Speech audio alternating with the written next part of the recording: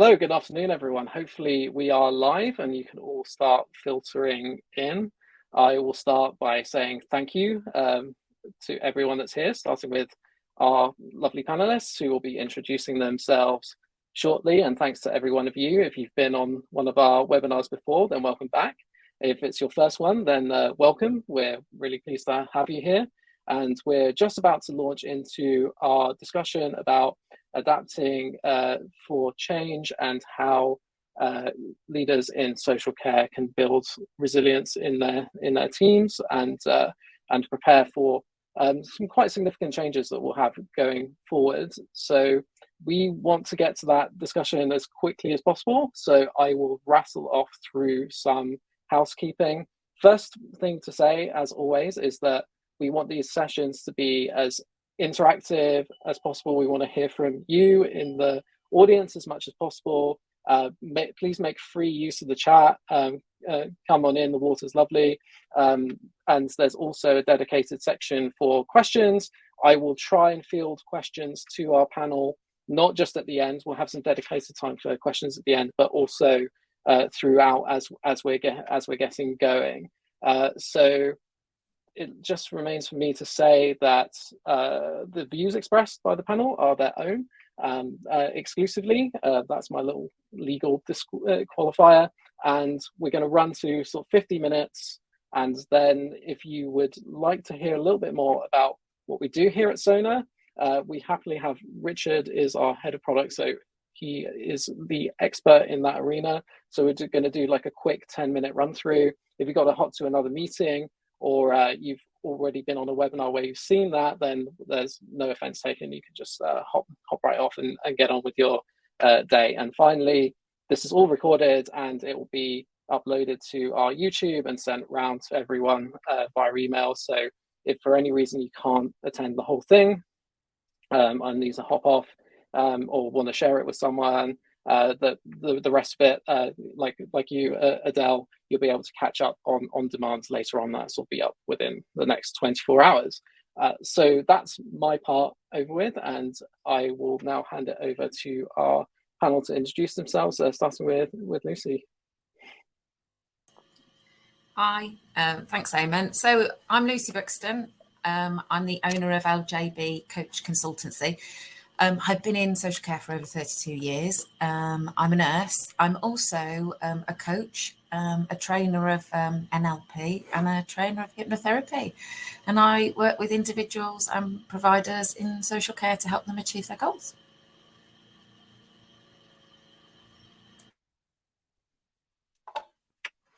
Hi, I'm Claire. I am the Chief People Officer at Liaise, and we work within the supported living and residential market within the learning disability side of the social care sector. I have been here 7 months. Previous to that, I was head of HR with an elderly care provider. So led quite a lot of large teams in order to deliver an efficient people service to organisations and make changes to ensure that the social care sector isn't left behind in terms of digitalising, etc., which is something I'm very passionate about.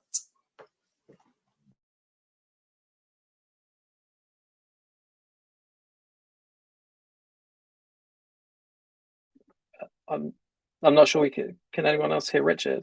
I'm the head of product, and I forgot to unmute myself. It's a strong start, isn't it? I'll go again. I'm the head of product here at Sona that can't use technology, unfortunately. I spent the last 10 years working in the health and social care sector, working in elderly care predominantly.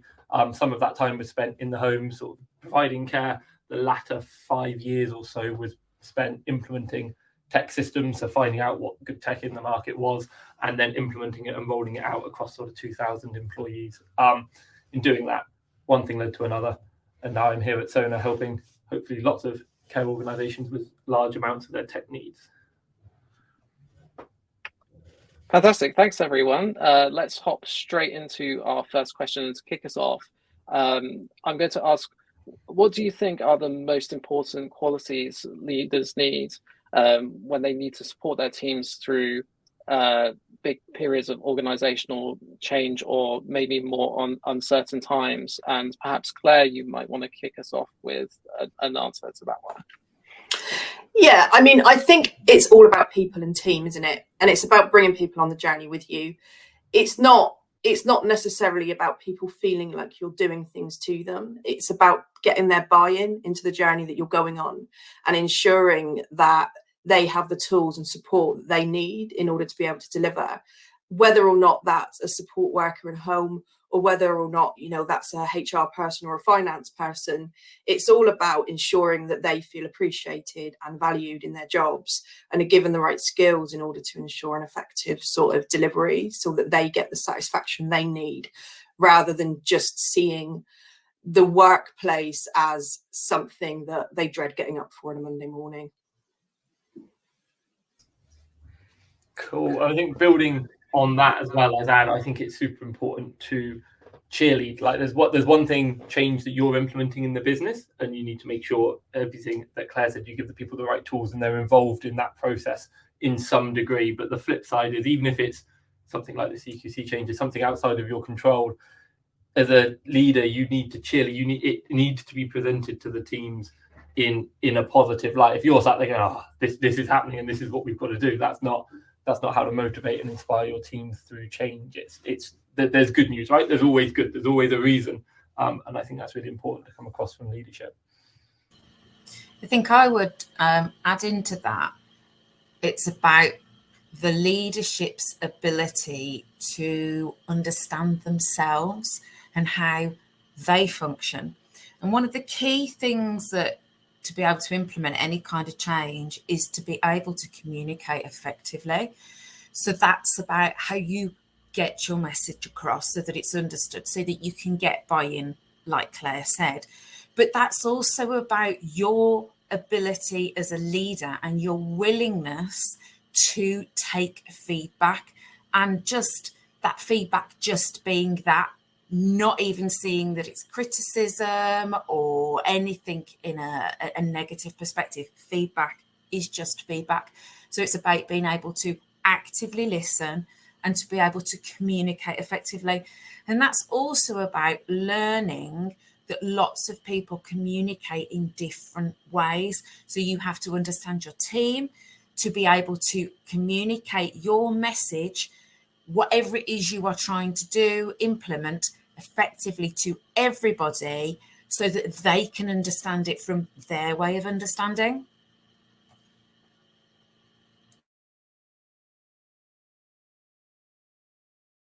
I've done it as well now. Thanks, Lucy. That I was actually going to come to you next anyway, because I'd love to just hear from you a bit more, since this is an area that you do a lot of work in, on whether you think there are sort of like practical things or kind of practices, habits that people can get into that can make them better leaders in the ways that we've been talking about, and be sort of I read something recently that was around it's about behaviors, right? And it's about adopting behaviors, and then practicing those behaviors, so you're leading through behaviors. So yeah, just any sort of insights or like methods that you've come across in your time coaching in this area. So like I've just mentioned, self-awareness is key here.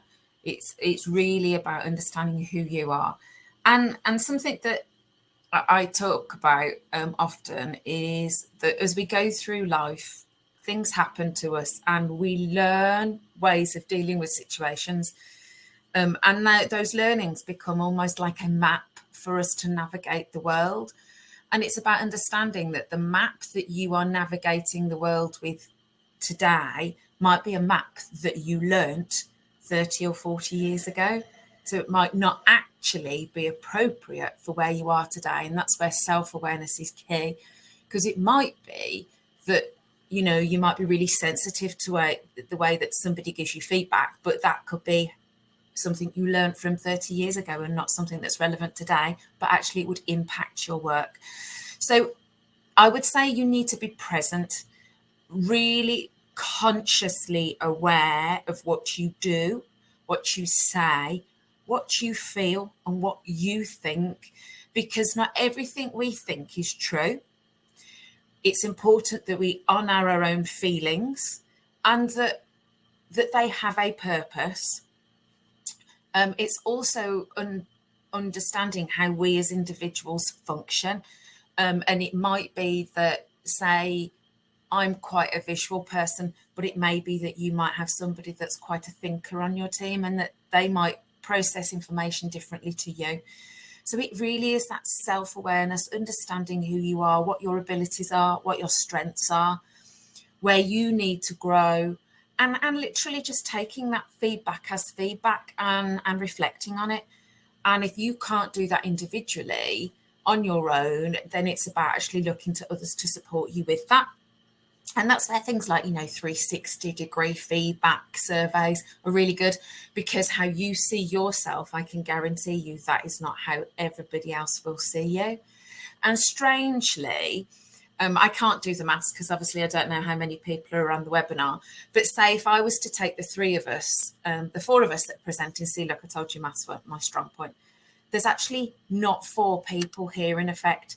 There's the four that we see ourselves of ourselves, the four how we see one another, and then the four how we actually are. So I think that's really important as a leader, and it is that insight to how you are as a person, and just being present.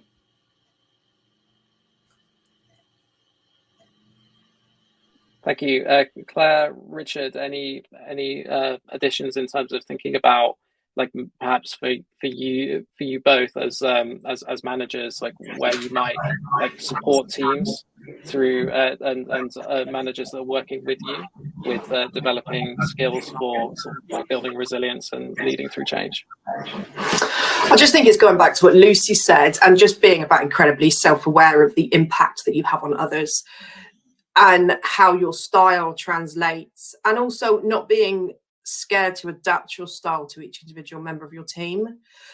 Because I know in my team, for example, that one member of my team will respond, quite well to a certain sort of feedback, but somebody else may respond, really adversely to that same style.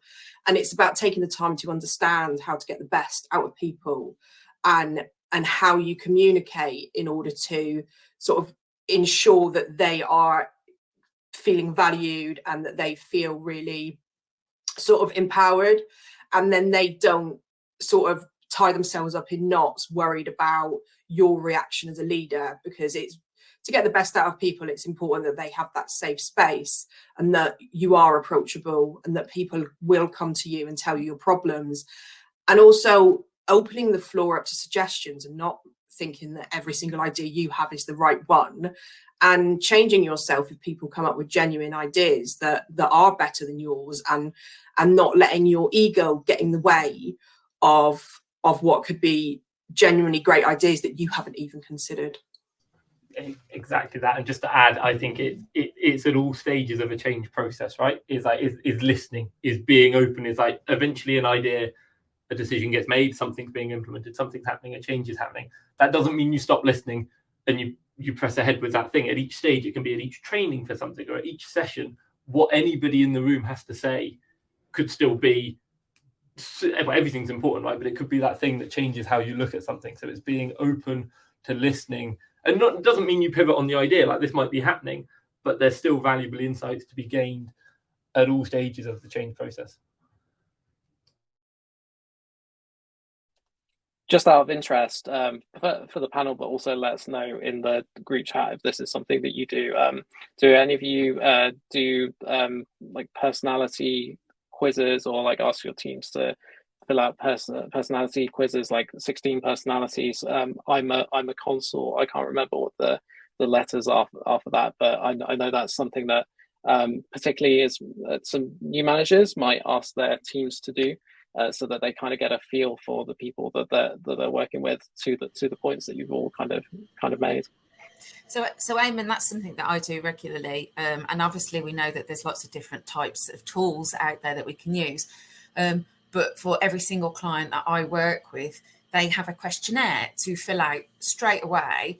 And that's so that I can understand how they filter their information from their external world. So I'm able to work out whether they're a visual person, whether they're a thinker, whether they're a feeler, or whether they hear information first. And that's just a great way for me to be able to build rapport with them, which is exactly what Claire was saying about understanding how to deliver information so that it's heard for that person.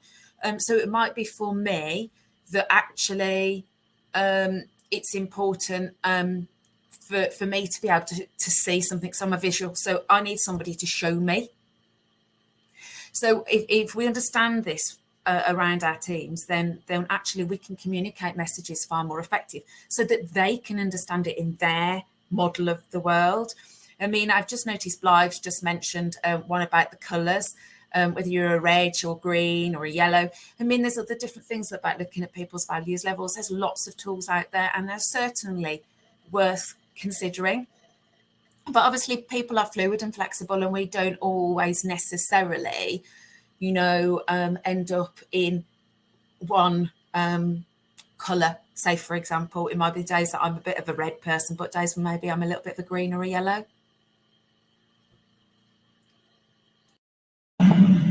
The colours one is a great one, and the colours one I find is because it's quite simple and it's great in team building activities, because it always generates amazing conversation, and people love sort of knowing what colour they are and sort of recognising it. And it's something, when we've done it historically, people have talked about it for months after. Oh, well, that's because you're red, and that's because you're blue, or that's because you're X, Y, and Z. And I just find that is a really good team building one, as well as creating that understanding of how different people process information. Yeah, I enjoy the colours. I enjoy pointing out with people that have done the exercise. Often they'll be like, I'm definitely yellow, and then they'll do something and it's like, you might be yellow, that's some very red behaviour that's going on, and identifying the actions as opposed to the person it often becomes quite fun after the exercises, and being like, oh, I wouldn't expect that for that, and just as a bit of fun about how, yes, you predominantly often are one colour or multiple colours, but your behaviours at different times reflect sort of something slightly different, and that can be quite fun with teams to highlight how different thoughts on different days are happening. There's actually a really good book that talks about it. Am I all right to kind of mention the name of the book if people are interested? Absolutely. It's called Surrounded by Idiots. I backed for that also. It's I picked it up based solely on the title. I wasn't entirely aware of the content, but it's a great book, and if you haven't done the course or the training, I think it really clearly outlines a lot. But I think it's really key to know that people are not always that way. So say, like, I might not always be visual feelings. You know, if we talk about other ways, there are times where you might give me something and actually I might just be pausing and you know, like if my kids are trying to present me some information and I'm busy and I'm going, hang on, I'm thinking. So it might be that we're not always that one way, and it's important to remember that people are flexible and fluid.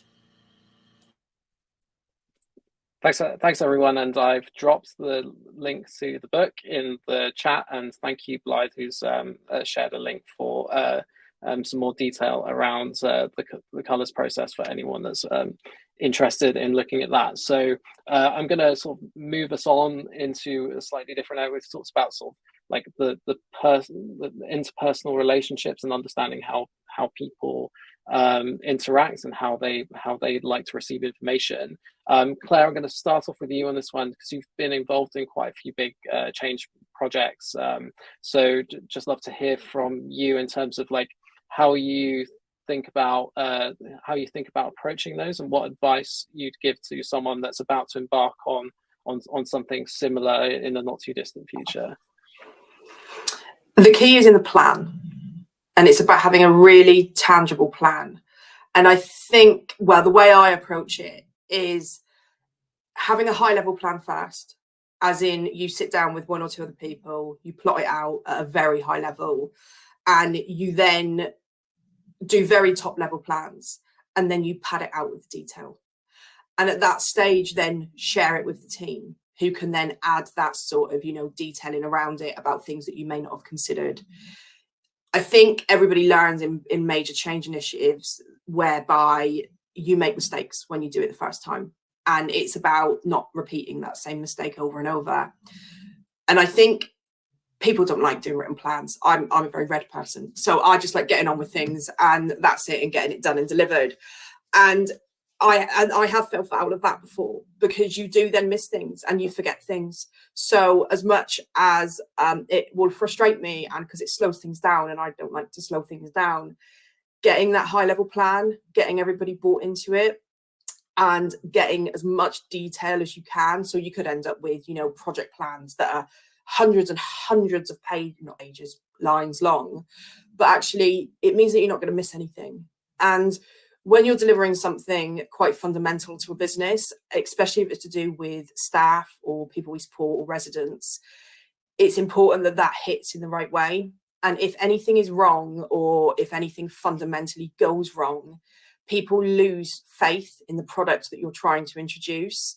And then that means that it doesn't get traction as quickly as it needs. So it is all about the planning. And it is, again, all about bringing people on the journey with you, and getting as many perspectives as you can to ensure that it hits and lands in the right way, so you get maximum efficiency as soon as it hits the floor.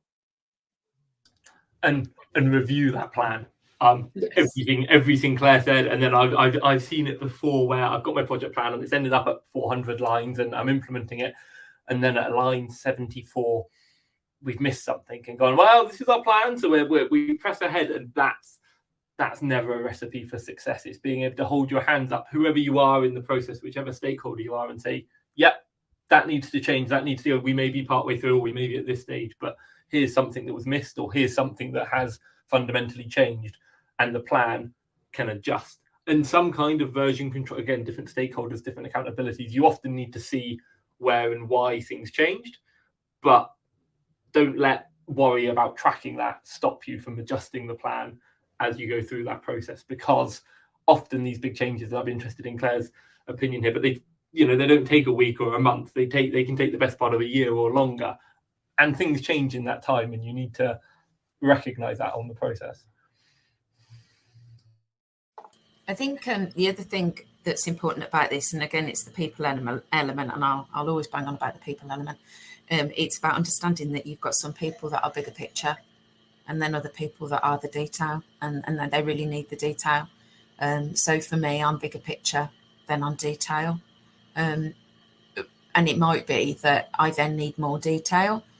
And that's what's really important about having the plan, is that you can then,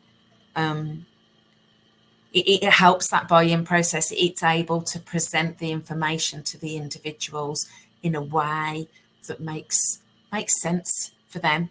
Because if people don't understand why you're doing it, what's the purpose of it, then immediately you've lost them at that point, and you won't able to get them back, because you've lost rapport, you've lost the trust. So it's really important that you do it in a way that covers bases for everybody.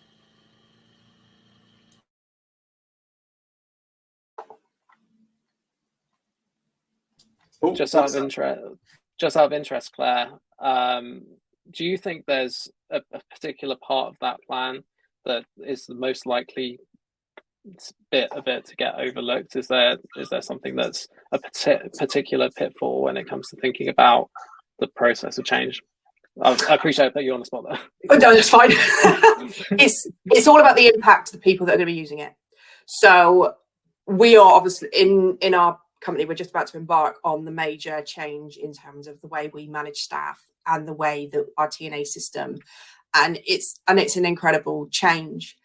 And I often think that what we can overlook, and which is arguably the most important factor that shouldn't be overlooked, is how that impacts a support worker on a day-to-day basis, and how that impacts the people that we support on a day-to-day basis.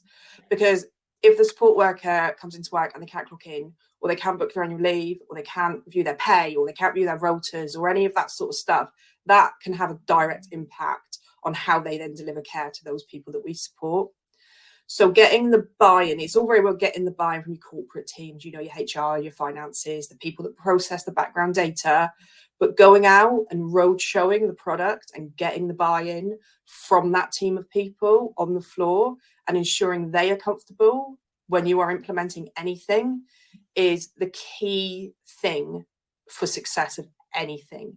Because the last thing that any new product that you're introducing into your business wants to do is impact the delivery of care and impact how that they are caring for the people that we support day on day, because they're worried about their pay, or they're worried about not getting paid, or, you know, they couldn't clock in, so are they going to get paid? So it is about that. And I often think that everybody corporately can run away with like getting all excited about projects, but go and look at the demographic that's going to impact the most. Because I will know how to log in, I will know how to get my annual leave, but if that person on the floor cannot do that, the impact of your business will be huge, because then people start having chats and it just ruins every good thing that you're trying to do. Thank you. So I'm just going to roll straight on, because I know there's a few people that only have half an hour for this. So I want to get to this question just in time. That we've obviously got quite a big change coming in terms of the CQC's new regulatory framework. So what should providers be thinking about now if they aren't already?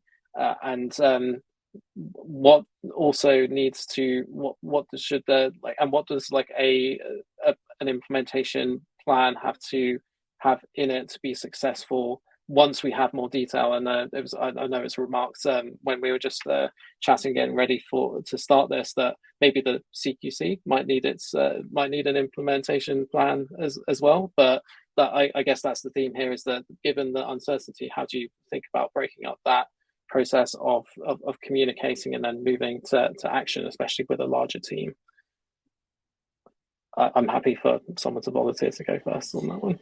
So I think here, and I think it's key what you say about the CQC. We know change is coming, we don't know when. And we can sit and wait for change to happen, or we can start to learn now how to do things. There are plenty of resources out there that providers can read, managers can read, staff can read. We can start talking about this change now. We should, people have been talking about it for months. And it's about adapting your thinking now so that when the change happens, it actually isn't really a change, because you've formulated that habit by that point in time. So what I mean by that is, ultimately, it will be about people making the effort on a frequent basis to upload information into a portal for one of the elements. So that's about you going, well, actually, let's talk about the fabulous stuff that have happened today. What do we need to document? What do we need to evidence? So that I can do it and I can upload it and I can get it done before I go home today, rather than leaving it 3 months and by that point we've forgotten the fabulous stuff that we've already done. So it's about services getting the mindset of, what do we need to talk about now? What do we need to feed back? Don't leave that safeguarding for another week. Let's just get it done. Let's get into habits of doing this stuff in real time rather than leaving it for weeks, because we know that decisions are going to be far more real time from the regulator once the new, process happens. And we can influence that by controlling ourselves. And that's really key here. We might not be being, getting all the information about when it's going to happen, and, the goalposts keep changing. And that's fine. That's cool, because that's what's going on over there. What we can control is us. And that is the key bit. Let's control us. Let's be present. Let's educate ourselves now. Let's learn everything we need to know, what's available to learn. And let's start putting in those habits, those processes now, so that when it happens, actually, it's cool, it's all good, and it's not a thing. Yeah, well, it's not even adding to that. That's where, I guess, my role in this webinar, right? That's where tech comes in as well. To Lucy's points about documenting it now, about not waiting those 3 months. What's the good stuff that's happened, or how are the staff feeling, and all of the feedback and all of the items that you need with digitalized care planning coming in and with other systems, all of that is designed to support the doing it now, right? Doing things in real time, reporting on real time, seeing when things happened and reporting on what and when.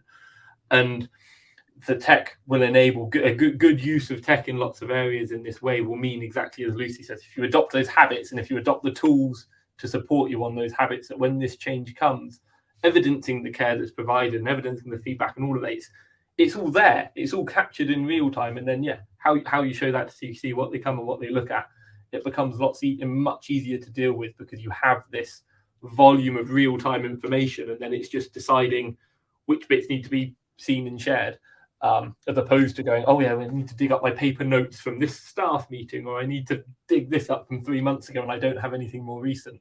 It can all be there at the click of a button. I think the other thing I would go on to say, and I think this is really key, and it's really key around any kind of regulation, whether it be local authority or whatever, stop fearing the inspector, start getting excited. You know, we know that we can say to ourselves, I'm really nervous, but what if you actually turn around and said, I'm really excited about this. I'm really excited about showcasing the fabulous stuff that my team and I do. You know, we really make an impact on people's lives here, and it's key that we get that out there instead of sitting there going, oh, what if they don't find this? What if they don't find that? Well, what if they do find it? And what if they find all the fabulous stuff too? And that's key. Change your mindset, look at it differently. And if you start doing that, honestly, that will massively influence the outcome. Control you, you'll influence people.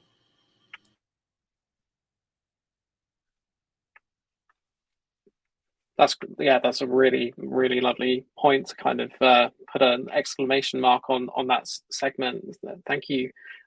Richard, can I jump back to you? You've kind of touched on it, but we're going to go into it in a bit more detail. And I'm going to ask two things at the same time. So when we were chatting earlier, you kind of mentioned, obviously, like rolling out new technology is one of the things that could be considered like quite large scale change, and obviously you have quite a lot of experience in that. So what have you learned in your time sort of doing that from both sides? And sort of rolling on from that, what do you see as being the kind of growing role of technology in helping leaders manage large scale change, whether it's regulatory or it's just different ways of doing business?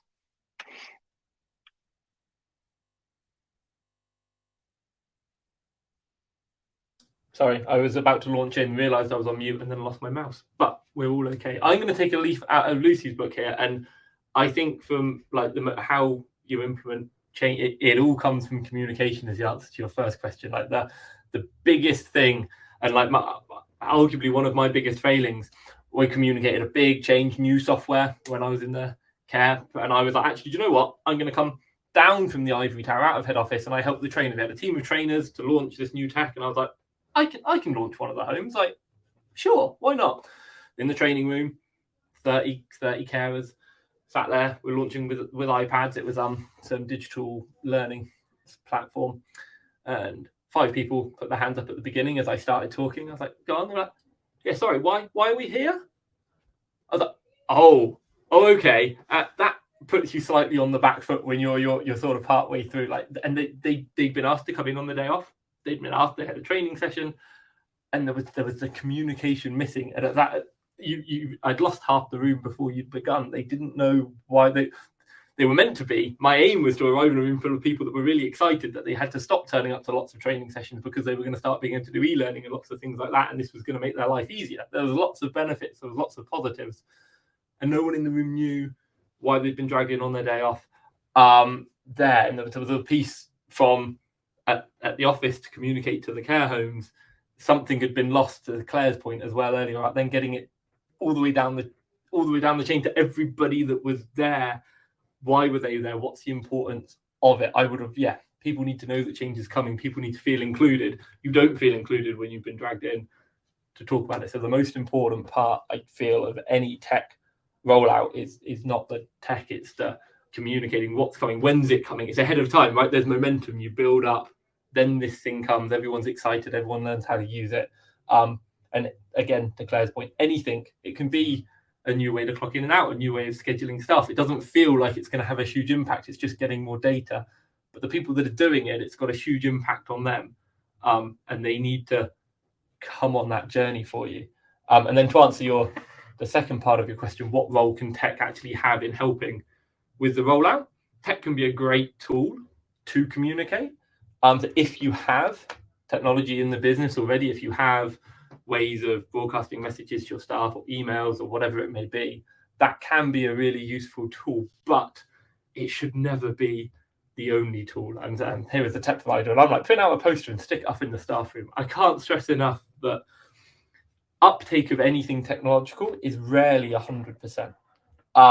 Even if you look at Coca-Cola and McDonald's, they advertise on the telly. There's still billboards, there's still stuff on the side of buses. Like, there's still physical things, because you can never get to everyone with tech. And it's the same, obviously, smaller scale, but it's the same in your workforce. If change is coming, if you want to tell people about things, yes, use tech. And if 80% of your staff have got a messaging app or something, fantastic, use it, broadcast it. But don't forget, the other 20%, and don't forget the people that might not check their phone in time or might not always stay up to date with it. So whilst tech can have a really important role in letting people know and communicating, it should never be, I think, trusted as the only thing. So for me, I very much sound like Lucy. I think it's the people, it's the communication is what matters, and however you get the message there, that's what you have to do for any rollout. Claire, anything to add there from the provider perspective? No, I just echo all of the points. It is just about not being scared of the change and communicating it and just keeping it in everybody's mind's eye. So, the week before it happens, everybody's not running around going, oh no, we don't know what we're doing, because actually it's being fed in on a very gradual basis. So it's not overwhelming, and it's also just so people really understand what the change is, and just to remove the fear factor, because CQC, I think, does hold that fear factor for a lot of people. And it is about providers working with their teams and saying, this is nothing to be scared of. We've got your back. You just need to be aware of the regulations, and you need to understand what the change is, so that when, day one and the CQC inspector pitches up on your doorstep, you are fully aware of what their expectation is going to be under the new framework. Absolutely, and actually, I was going to raise a point that's made by Kelly in the chat, which is very, very similar, so saying that the mindset of seeing the CQC as the enemy as well, so not just like feared, but kind of like as a combatant in some kind of like war or competition is also unhelpful, and that's I think that's an excellent point too. Also, just to let you all know, we're just interested in like how you're feeling about preparing for the new CQC framework. So we do have a poll up and running. Feel free to dive into that. We've got about 10 minutes left. We haven't had any questions submitted so far, so if there is something you would like to ask of Richard, Claire, or Lucy, then please either put it in the chat or in the dedicated questions section. I have some that I prepared earlier, so I'm very happy to just continue asking questions of our panel. And I'll save one for kind of quick fire round. So right now, let's delve into just going back to the people side of it. Obviously, any time of kind of change, whether that's positive or negative, is like it comes with an emotional burden. It comes with a toll in terms of stress, in terms of like people's what's consuming people's mindset. So how do you think about sort of the like resilience from that sort of angle and building that within teams? How do you help people become more sort of emotionally well equipped to deal with change, because sometimes it's expected and sometimes it's unexpected?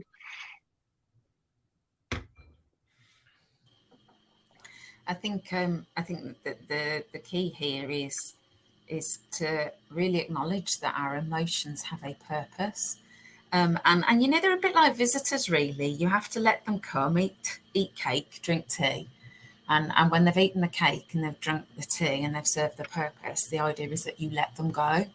And that's where I think having an environment, having a culture where it's actually really okay to talk about how you feel, and that your feelings that you feel are valid. And that is central. So it might be that, you know, Claire might not fear the change, but it might absolutely terrify somebody else. And that's okay. It's about understanding why it terrifies them. You know, what do you as a provider need to do to support them in that moment? And ultimately, I think, you know, if we look at an actual neurological perspective, if we don't process the emotions that we feel as human beings, we just store them. And that's where then eventually people become fearful. They end up being sad, because you're just filing it away in your brain, and it isn't helpful. So it is about having an openness to communicate and having that safe space. And if that's that you haven't got that in the environment that you're in, it's about finding somewhere else to find that place that is safe, so that you can talk about how your feelings are, you can work through them, process them, and let them go. I think the other thing is, and it might be something that people might want to kind of Google, is a thing called the Stockdale paradox. And that's that, you know what, it's about accepting that the situation is what it is for now, and you still have hope. So things might be really tough at the moment whilst we're implementing the new systems, whilst we're implementing the new tech and people aren't sure, and it will get better. You know, there will be a time when everybody does understand the new system and it is functioning effectively, rather than actually kind of just going, oh, well, it'll sort one day. You kind of have to accept where you're at right now so that you can sort out the problems that you've got right now.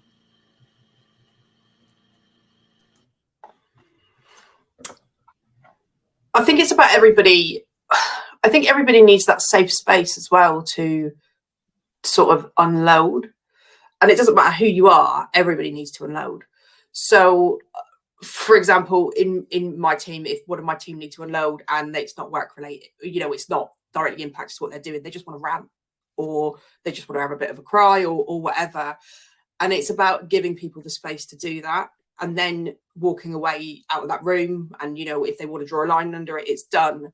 But giving them that safe space so they can offload, and then they don't internalize, and then it doesn't become something bigger.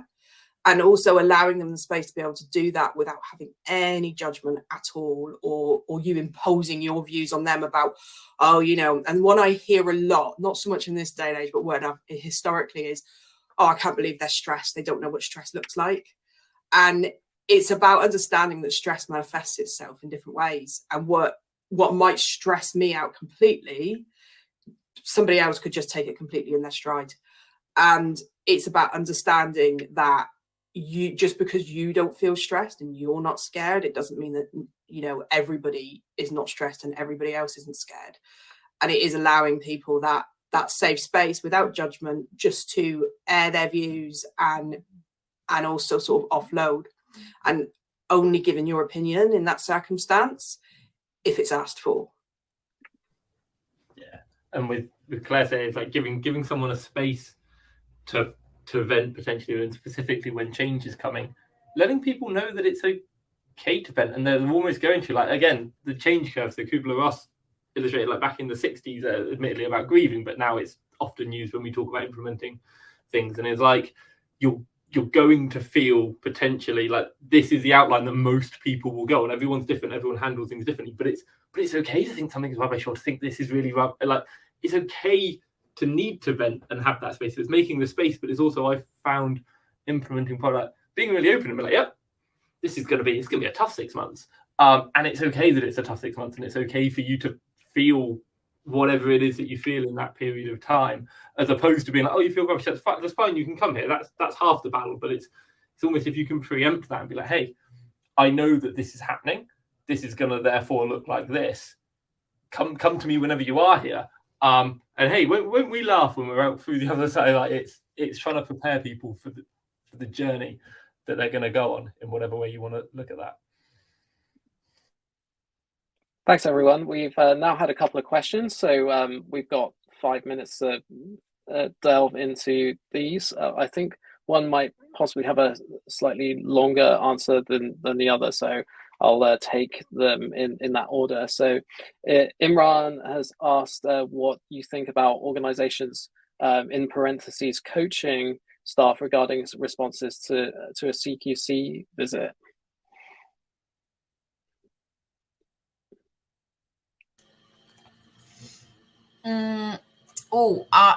This is where my brain then goes, I need more detail. So I'd be like, how specifically? So I absolutely think it's really important then when CQC have been and when they're there in the building and when you're expecting them, that you coach your staff. And ultimately you need to know how to coach staff to be able to coach staff. So coaching isn't just something that some of us just have it innately in us, other of us have to learn how to do it. And it is really important that you communicate effectively to your staff at all stages of the CQC process, because you need them.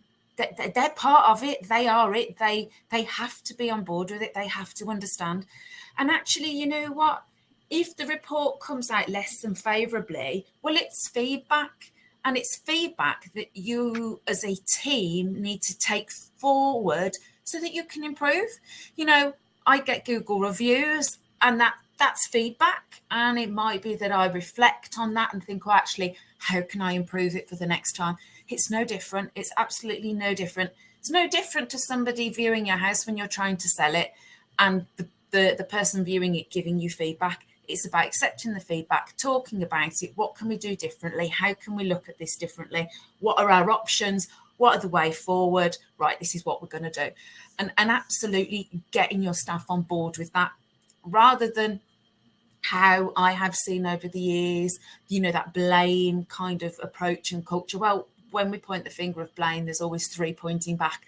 So it's about taking responsibility, ownership, getting your staff involved, talking to them, getting their ideas, and actually viewing it as feedback and moving forward. Which coaching is all about. It's a process of forward movement. Thank you, Lucy. And another CQC question, which is from Blythe, and she said that they work with a number of organizations that aren't sort of closely working with the CQC right now. So how should they start doing that process? And I assume that we take it as a given that is something that they should be doing. I'd ask why. For what purpose would they not be doing it? Because there'll be a reason for why the provider or those organisations are not working closely with the regulator. Now, that could be down to their perception of the regulator. That'll be something in them as providers that will be a barrier to why they are not working with the regulator. So it's about them looking at that, dealing with that, and understanding the purpose of the regulator, understanding their relationship with the regulator, and how they, as individuals, can change that viewpoint. And actually just being in control of that themselves. But I would say that if they weren't working closely with them, then there would be a reason for that. And that needs addressing. I'd be looking to get to the root cause of that. Thank you very much. Any final thoughts before we wrap up, as we're coming to about perfectly on time?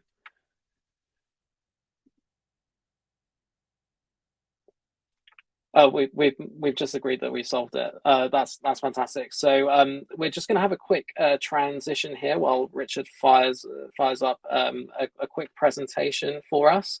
So while he is getting in the process of doing that, Lucy and Claire, thank you so much for joining us, and hopefully some of you can stick around for our little showcase that we're going to do now. If you have to hop off, then we thank you for joining, and thank you for participating and for your questions and comments as always. A couple of things coming up from us here at SONA. So we're going to be at the residential and home care show next week. We'll be exhibiting, and we'll also, if you're there on the Wednesday at 10 a.m. At the Technology Theatre, we're putting on a panel discussion on the role of technology in shared care. And we're joined by Claire's colleague, Becky, who I think is also here. Hi, Becky, from Liaise, and also Lou and Taljinder from Active Prospects will be joining our co-founder Ollie for that one.